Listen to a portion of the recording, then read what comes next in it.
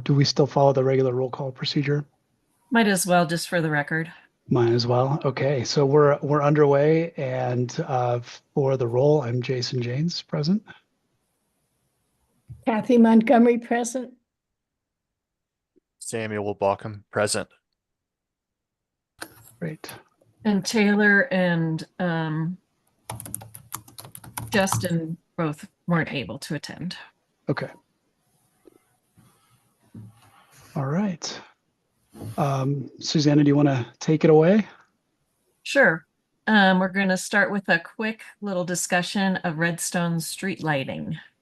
And Larissa is on from the county. She's been working on kind of rewriting the lighting code and trying to get places kind of into closer compliance with the dark skies standards and the Crystal Valley Environmental. I think, Larissa, you can correct me on the name of that organization, but they kind of reached out to see whether or not we might reconsider the Redstone street lighting to put in a fixture that's a little bit more dark sky compliant. And I know we've had this discussion in the past and never really came up with a good solution with the existing kind of globes at the top of the light poles. So someone suggested to me that what they have in Carbondale near the new library, which is, I'm going to show this photo.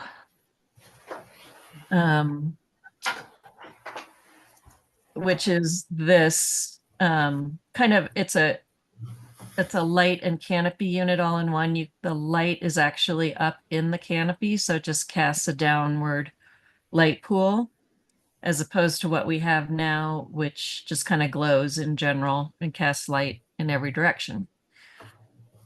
When I really looked at these lamps, the top part of this is not particularly special. So I don't think it's a big deal to replace the tops of these with something that is a little more in character with the pole itself. And one of the things I found was this fixture, which is, it's a little bit overly detailed, I think, but it's kind of the best of the ones that I looked at.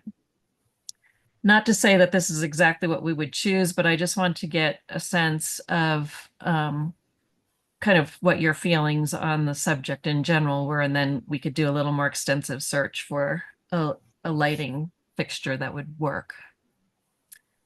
So if Larissa wants to make any comments. So yeah, the new lighting code went into effect in January, or actually it was adopted in January, went into effect in February. And it's all dark sky friendly lighting. You are allowed like 2 unshielded fixtures at per dwelling, kind of at the main entrance. But they're really low lumens. I don't know what the lumens on these streetlights are, but I don't either.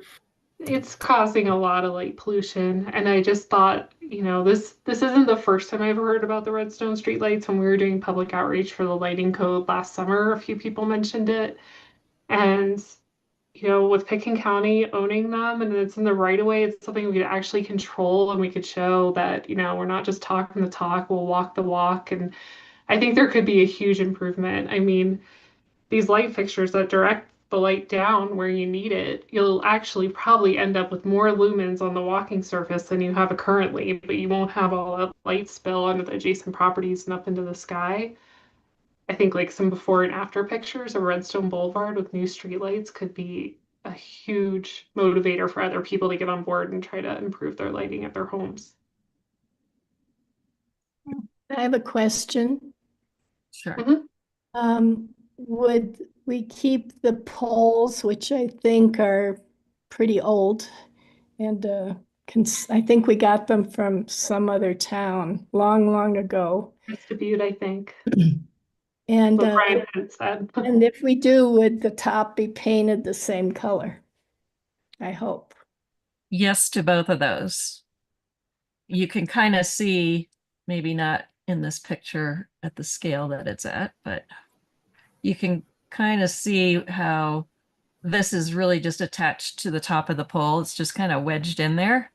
And so the new fixture would just replace probably from about that collar line up and presumably be painted to match. Then I'm all for it. I think the idea would be too just to replace one and make sure we like the brightness and the look, and then come back and do the whole street.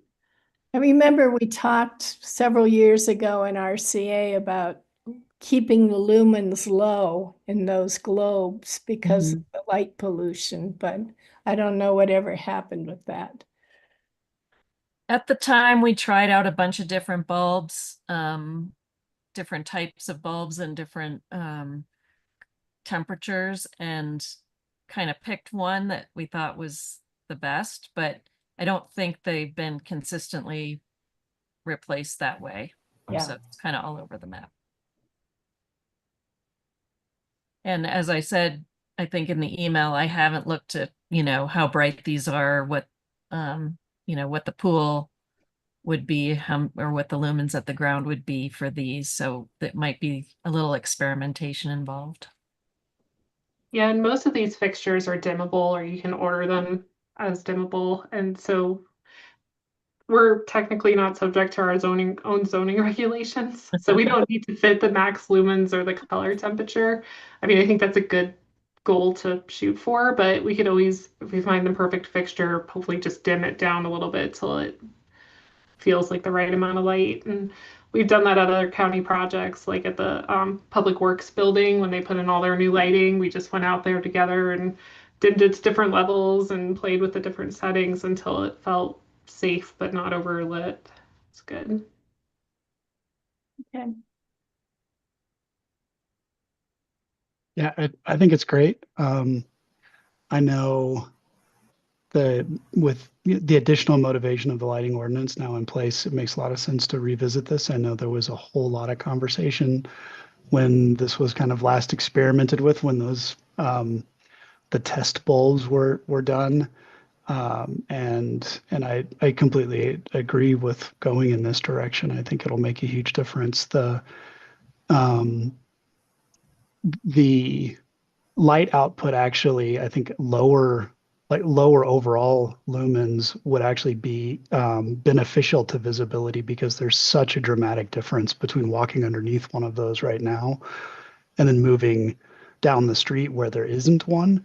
And so you're kind of there's a wall of darkness that happens along the boulevard at the edge of each of these, and they just light up all the residences around them because of the type of lamp that they are. It would be, I think, really interesting to see, and this may be converse to controlling the light, and I'm sure that's why these don't have even like faux glass,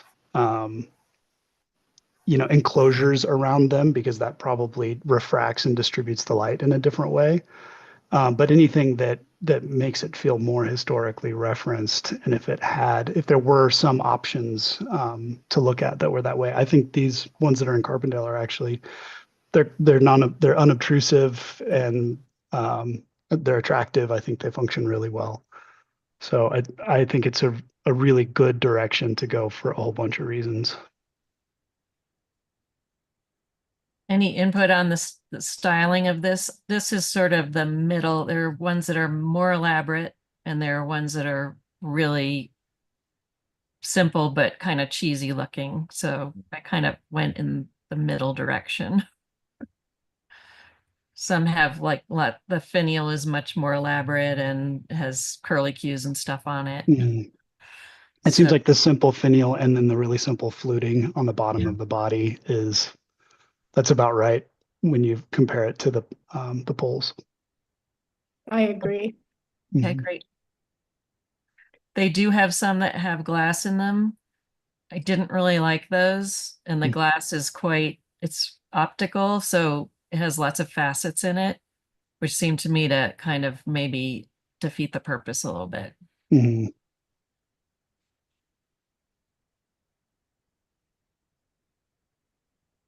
So anyway, okay, I'll keep looking and we'll find one to order and test it out. It would be great. Great. Thanks, Susanna. Thank you, guys. Thanks a lot, Larissa. Okay. So next up,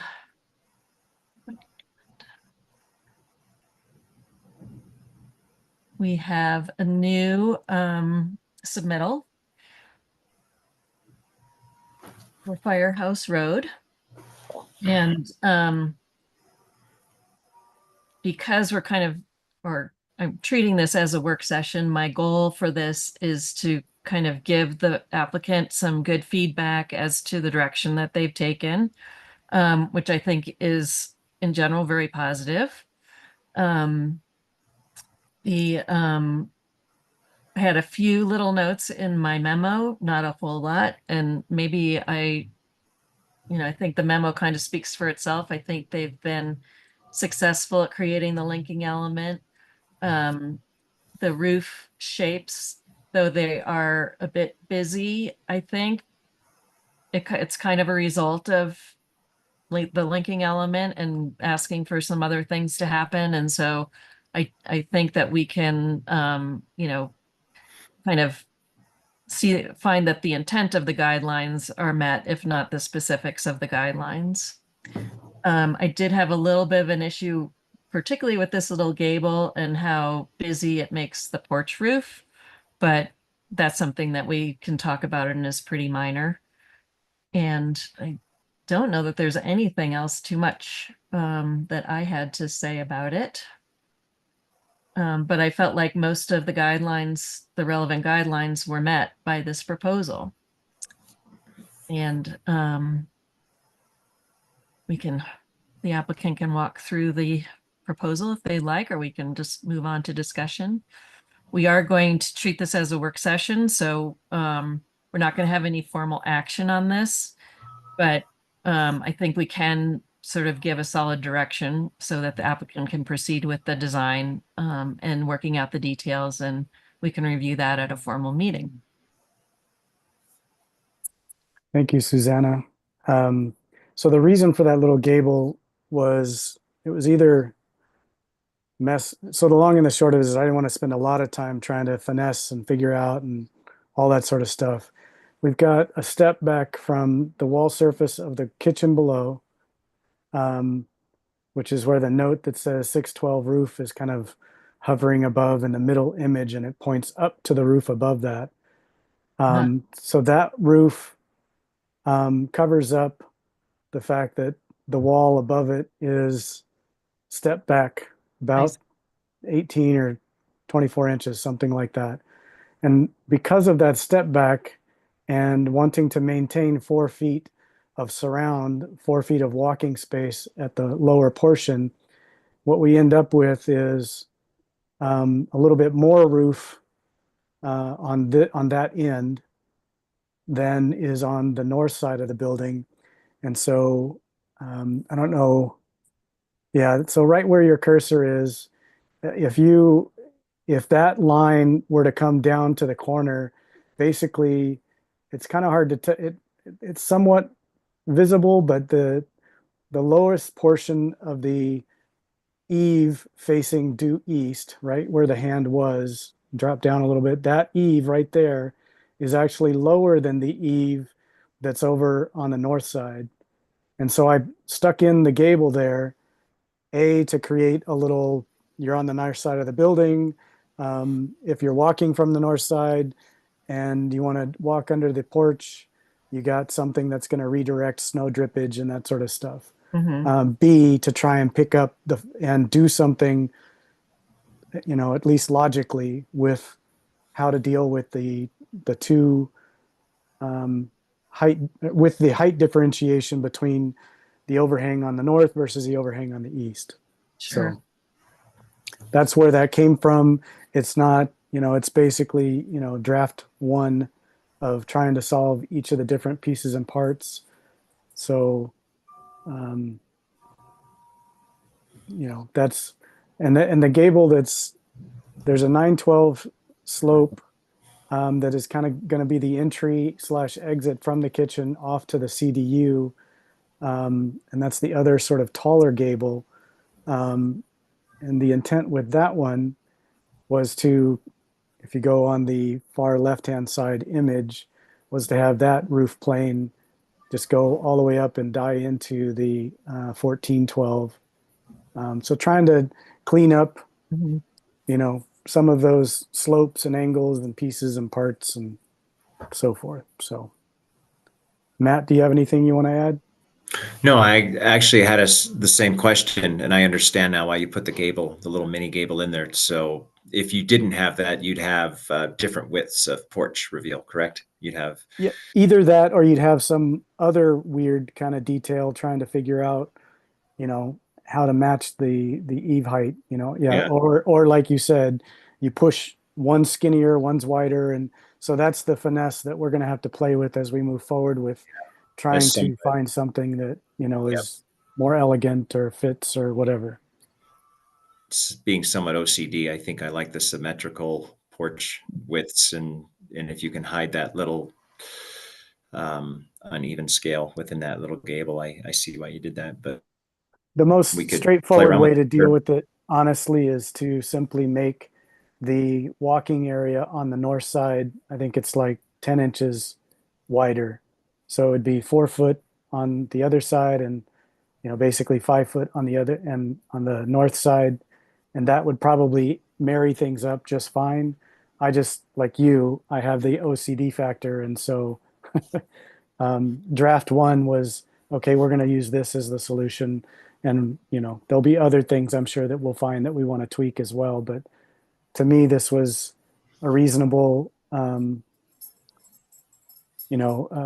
first attempt at linking elements and fitting pieces and parts and all that sort of stuff. So Sure. Do you have room on the north side to just go? It looks like you do have a little bit of room to widen. yes, yeah, So that, the yeah. yeah, there's extra roof over the Uh-huh. um, butler pantry, and so it wouldn't be, a huge issue to do that. Susanna, would you rather see a wider porch on the north side and eliminate that little mini gable? Did that look cleaner? Um, it's kind of up to the group, but I would say, in my opinion, simplifying that roof form would be advantageous, even if the deck had to get a little deeper there. Yeah, let's put that up to the group then, for sure. Or at least answer questions for those that are wondering what we're even Yeah. talking about. Oh, yeah, sure. Right? What are you talking about?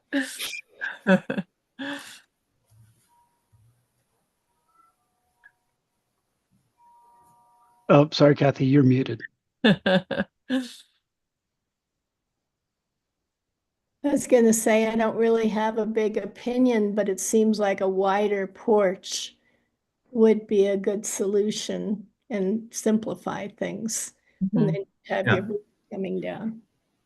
Okay.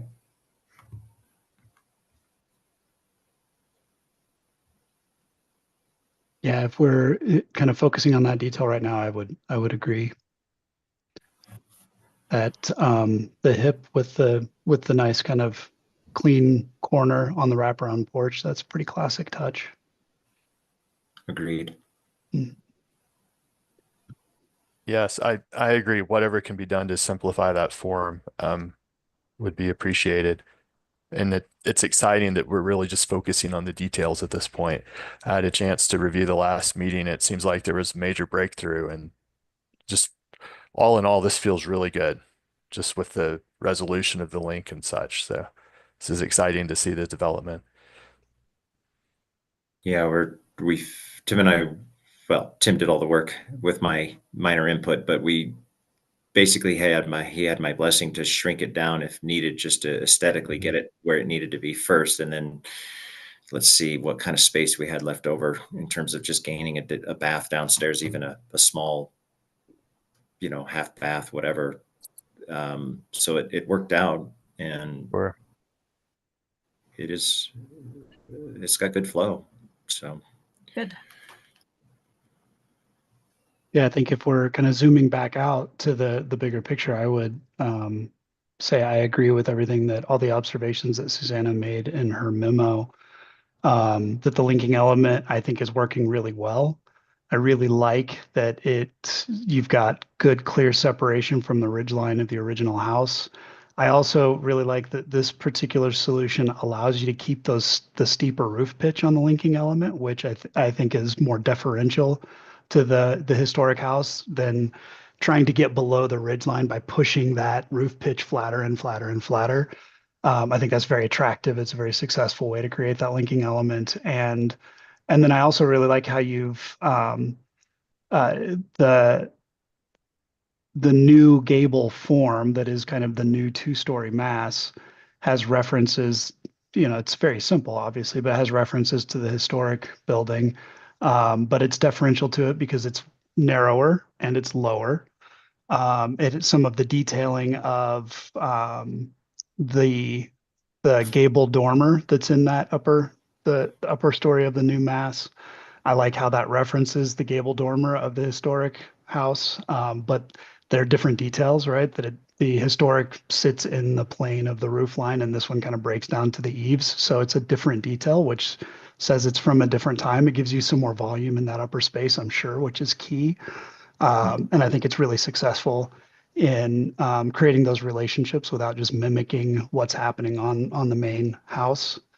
Um, and I think Susanna had pointed out that the linking element is six some feet and not 10 feet. And we had talked last time about some of the grade issues, and now having the wraparound porch is pushing you a little bit more into that grade, and so there's likely a little bit more disturbance associated with that, or some level of disturbance when you're bucking grade on that side. And so I am in agreement there that I'm completely supportive of not forcing that out to 10 feet where it's not doing you any good and it's just pushing you deeper into grade. I think that's all working really well. So, and that Right. opportunity to simplify the wraparound porch, I think that's good feedback, but I'm really excited about what you guys have done. Thank you. Yeah, I love it.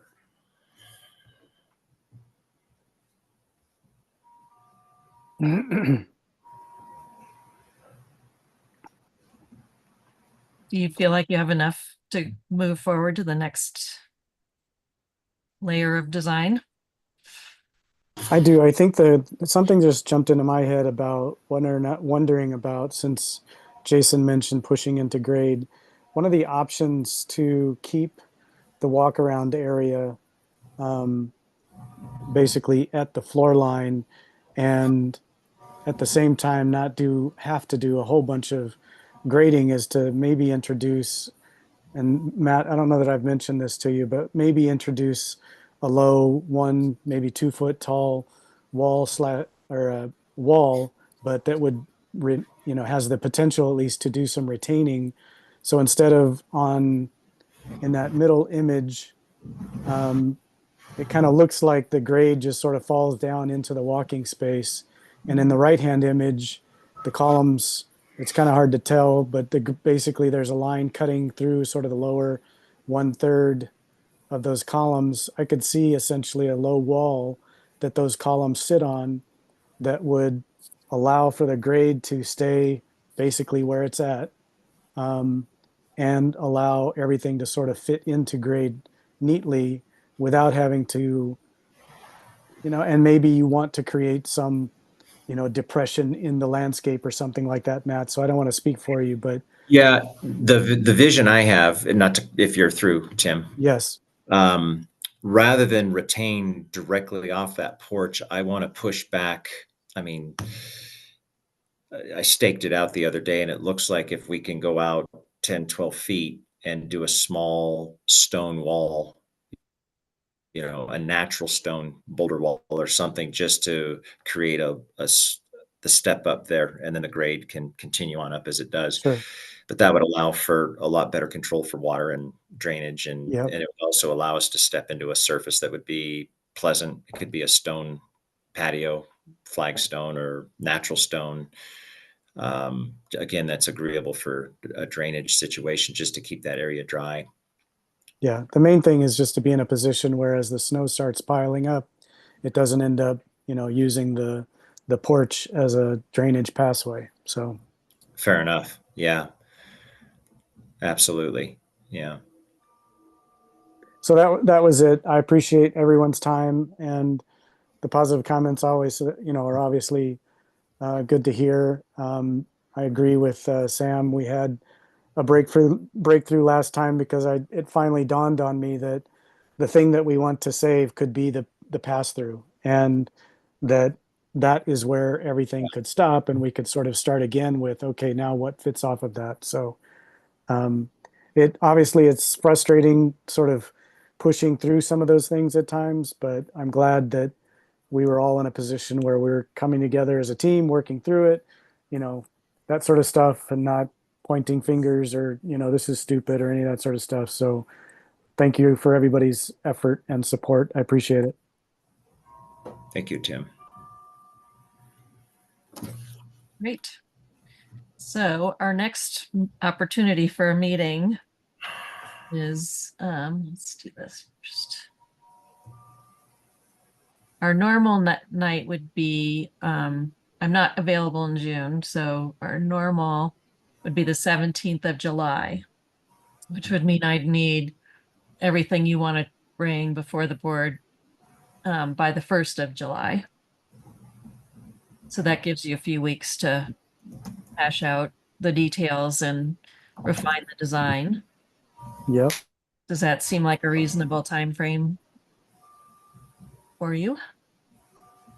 The day before is my birthday, the 16th. So, if I'm smiling too big, you'll know why. But no, that date is fine. Okay, so let's tentatively plan on Cool. that.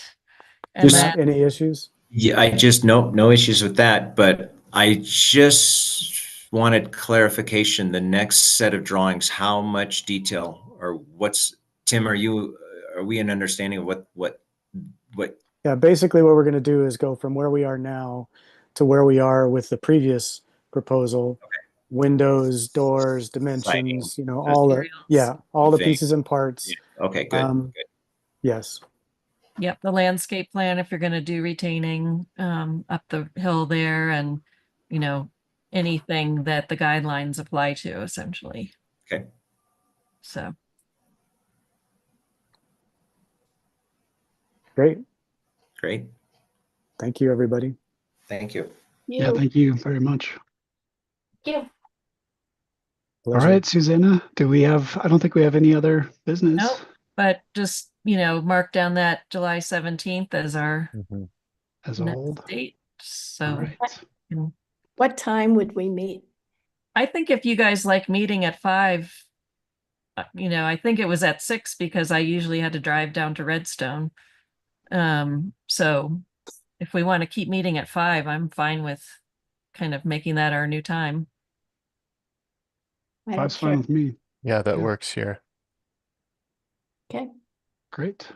All right. I don't think we don't need to formally close this out with a motion, do we? Nope. I think we're good. All right. Thank you, everybody. Great. Thank you. See you in a Bye. few weeks. Yep. Bye. Take care, everybody. Thank care. you. Thank you. Bye-bye.